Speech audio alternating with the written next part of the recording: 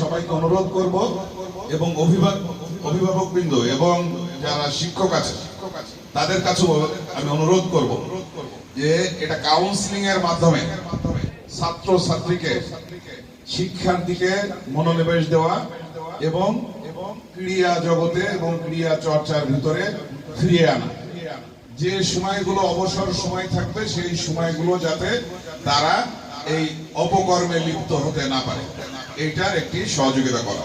তার প্রধান কারণ হচ্ছে আমাদের বাবা মা আমাদের জন্ম দেয়, আমাদের অভিভাবক, কিন্তু আমাদের শিক্ষা অক্ষর জ্ঞান কিন্তু আমাদের শিক্ষকরা দেয়। শিক্ষকদের আমরা দ্বিতীয় অভিভাবক বলি। এই পৃথিবীর জ্ঞান বুদ্ধি অক্ষর জ্ঞান থেকে শুরু করে সমস্ত কিছু এই পাঠ্যপুস্তকের মাধ্যমে আমাদের মাথার ভিতরে ঢুকিয়ে দেওয়া হয়।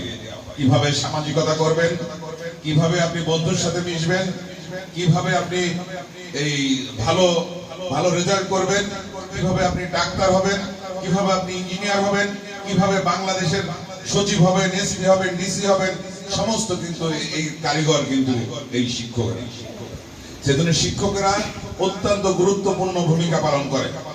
আপনার এই মমিনপুর এই নীলমণিগঞ্জ মাধ্যমিক বিদ্যালয়ে অনেক ছাত্র আছে, যে সচিব আছে, আপনার পুলিশের বড় ঊর্ধ্বতন কর্মকর্তা আছে, বিভিন্ন পেশায় আছে, ডাক্তার আছে। আমি একদিন ঢাকা থেকে আসার সময় আমার পাশে ছিল এই মমিনপুরের একজন ডাক্তার, আমার সাথে অনেক কথা হয়েছিল, সেও এই স্কুলের ছাত্র ছিল। সেই জন্য এই ধারাবাহিকতা এবং এই নীলমণিগঞ্জের যদি স্কুলের যদি সম্মান আপনারা চান, তাহলে আপনাদেরকেই উদ্যোগ নিতে হবে, আপনাদেরকেই উদ্যোগ নিয়ে সামনের দিকে আপনাদেরকে অগ্রসর হতে হবে।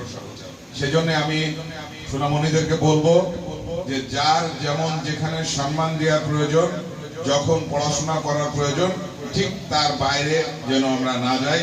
এই সমাজকে আমরা পরিবর্তন করতে চাই। আগামীর বাংলাদেশ আমরা সমৃদ্ধশীল বাংলাদেশ করতে চাই। আগামী বাংলাদেশ আমরা শিক্ষিত বাংলাদেশ করতে চাই। এবং এই ছোট ছোট বাচ্চারাই একদিন বাংলাদেশের হাল ধরবে, একদিন বাংলাদেশ পরিচালনা করবে। এবং তার ভিতরে যেন এই নীলমণিগঞ্জ মাধ্যমিক বিদ্যালয়ের ছাত্র ছাত্রীদের জন্য ভূমিকা থাকে, এই আশা ব্যক্ত করে আমি শেষ করছি। সবাই ভালো থাকবেন, সবাই সুস্থ থাকবেন। আসসালামু আলাইকুম।